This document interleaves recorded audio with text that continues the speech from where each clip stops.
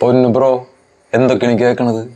സകല സാധനങ്ങൾ അടിച്ചു മാറ്റി എന്ന് പറയണ്ടല്ലോ അവിടെ നിന്ന്. ഇതൊന്ന് അടിച്ചു മാറ്റി കൊണ്ടുപോകുമ്പോ നീ ഉറങ്ങുകയായിരുന്നു. നിനക്ക് ബോധം ഉണ്ടായിരുന്നില്ലേ? പൊന്നാരമായി ഞാൻ എന്ത് ചെയ്യാനാണ്? എനിക്ക് നിങ്ങൾ ഉദ്ദേശിക്കണ പോലെ കഴിവുകളൊന്നും എനിക്കില്ല. കുറേ മനുഷ്യർ എനിക്ക് ചാർത്തി തന്ന ഒരു പട്ടമാണ്. ഞാനെന്താണ്ടും അഖിലാണ്ട കോടി ബ്രഹ്മാണ്ട കോടി സർവ്വലോക രക്ഷകനാണെന്നൊക്കെ. എനിക്കെന്ത് ചെയ്യാൻ പറ്റും?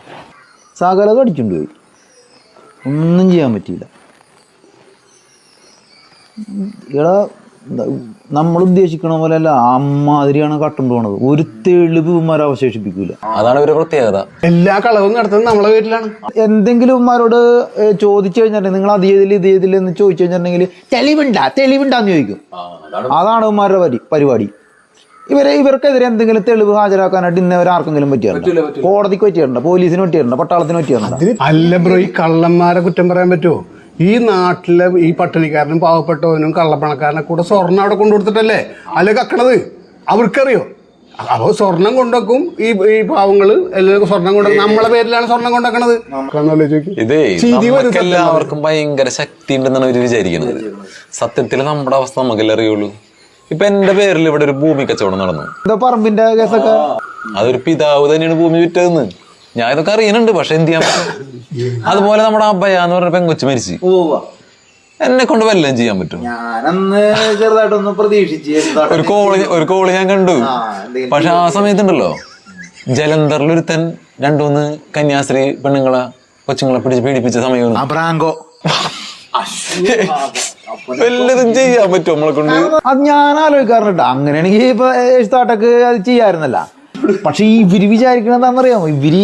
മനുഷ്യര് വിചാരിക്കണത് നമുക്ക് എന്തൊക്കെയോ ചെയ്യാൻ പറ്റുമെന്നാണ്, ഇതിന് പരിഹാരം കാണാൻ പറ്റുമെന്നുള്ളൂ. നമുക്കല്ല അറിഞ്ഞൂടും നമ്മുടെ അവസ്ഥ. ഇത് ബ്രോഡ് അവിടെ മാത്രമല്ല, ഇങ്ങേരുടെ വീടെന്ന് പറഞ്ഞിട്ട് കുറെ ആൾക്കാർ ഇവിടുന്ന് അങ്ങോട്ട് പോകണ ശ്രദ്ധിച്ചിട്ടില്ലേ? അതാണ് എനിക്ക് മനസ്സിലാവാത്തത്.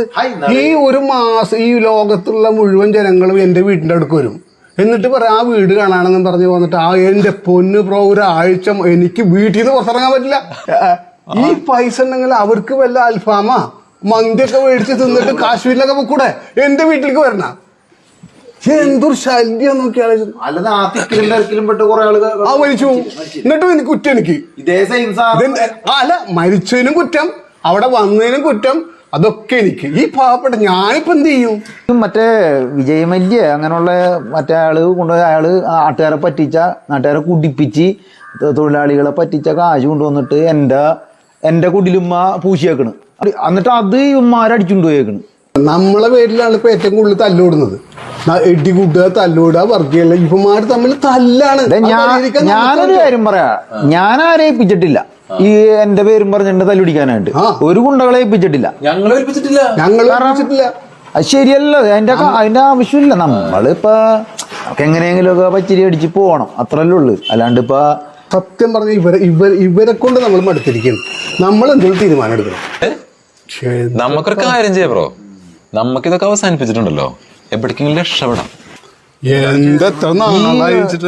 അതല്ലോ ഞാൻ ഈ എന്റെ മറ്റേ കുടിലിന്റെ ഫ്രണ്ടിൽ തത്വമസി എന്നൊക്കെ എഴുതി വെച്ചിട്ടുണ്ട്.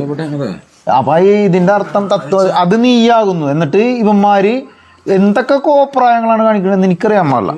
ഒന്ന് നോക്കട്ടെ.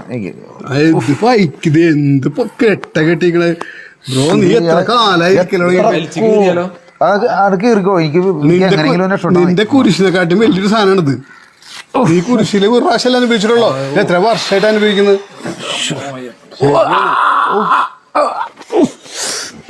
ഇപ്പൊ എങ്ങനെയുണ്ട് കൈ കാലൊക്കെ? വാ, നമുക്ക് എന്തായാലും നമുക്ക് മടുത്ത് എന്നറിയാമോ നമ്മള് ഉഷാറായി. നമുക്കൊന്ന് കാര്യം പോയാലോ? ഇവരെ നന്നാക്കാൻ നമുക്ക് പറ്റില്ല. നമുക്ക് പോവാം. യേശു, എത്ര കാലങ്ങളാ ഞാൻ സന്തോഷം കൊണ്ട് നമുക്ക് കാര്യമുണ്ട്. എന്തെങ്കിലും ആവട്ടെ, എനിക്ക് എങ്ങനെയെങ്കിലും ഒന്ന് എനിക്ക് ഇവിടുന്ന് രക്ഷപ്പെട്ടാ മതി. പണ്ടാറാവാനായിട്ട് ഈ ഒടുക്കത്തെ തല്ലുപിടിച്ച എങ്ങാണെങ്കിൽ